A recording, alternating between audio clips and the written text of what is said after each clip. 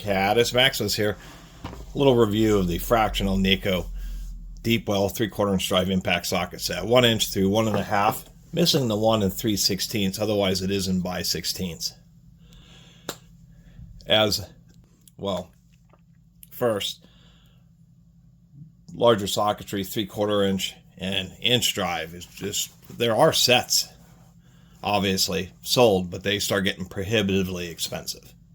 So how I've built up a decent 3/4 inch selection is by individual sockets, but I have just so many different brands.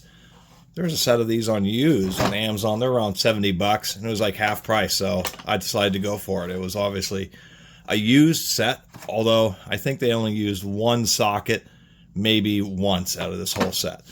So I figured it's a little bit more modern. I mean, I have some junky ones here that only had laser etching on them, where these, at least they have both laser etching and roll stamping. Chrome vanadium.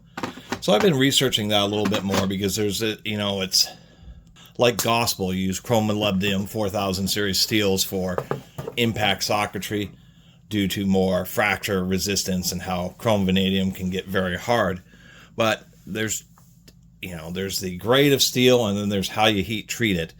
And a lot of manufacturers are going with chrome vanadium due to the complaints about how chrome molybdenum sockets just really start to round out and get really beat up. But that's the purpose of these. Impact socketry is technically consumable tooling because it does wear out. So manufacturers said, well, we'll start making out chrome vanadium. We will not heat treat them so they're quite so hard as a chrome socketry, but they'll still be harder than chrome moly socketry and offer better wear resistance. And so that's the story of why there's a lot more chrome vanadium impact sockets these days. Technically, it's more expensive than chromoly. And they are nicer. I mean, part of some of my sockets are very old, from probably 15-year-old set of Harbor Freight Pittsburghs. These were the Taiwanese ones, so they're the better Pittsburghs. But even these more modern Neikos, I mean, the old Pittsburghs they weren't great, but they did well enough, and that's why people like me bought them, because they're pretty cheap. But these new ones, they just seem to be, they're just more modern, better finish, a little deeper groove for the retention ring, more consistency. I mean, they're fluted like these Pittsburgh ones. Some of them have these extra deep flutes just due to inconsistencies of the broaches, where these just seem to be much more modern, manufactured socketry. Plus, once again, I mean, these are roll stamped, but these actually have just a nice deep stamp, pretty easy to read. They're not the best. Here I have an 1.5 old school Blackhawk, and we can see like an old school heavy duty socket, still going to have a little bit thicker walls than these modern Neikos.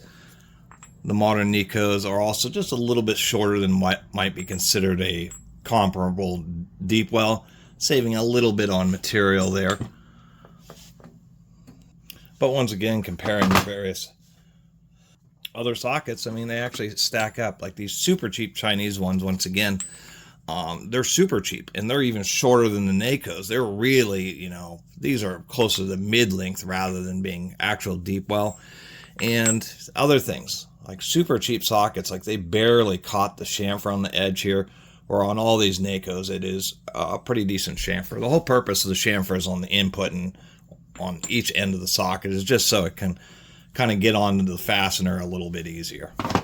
So anyway, and they're partially broached. I kind of on the fence. So some people really like socketry where it's only broached just right at the end, so you can put like a nut in there and be able to thread it onto the end of the fastener. Sometimes, I like deeper broaching.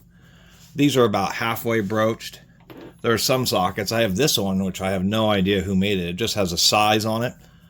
It seemed like a decent socket. This one is broached all the way to the very bottom.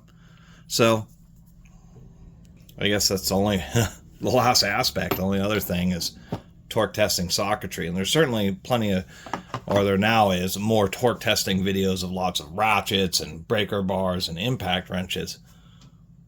But it does get expensive and more difficult when you want to actually torque test socketry.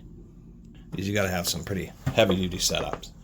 Anyway, my little video about these, and Neiko is certainly selling a lot of tools on Amazon. I think just these socket sets, the metric and the fractional ones, have like a couple thousand reviews. And they seem okay. It's actually a pretty sturdy case that it comes in. If you're into that kind of thing, I'm going to end up putting these in my drawer, but just want to share a little video about them. Anyway, thanks for watching. See you next time.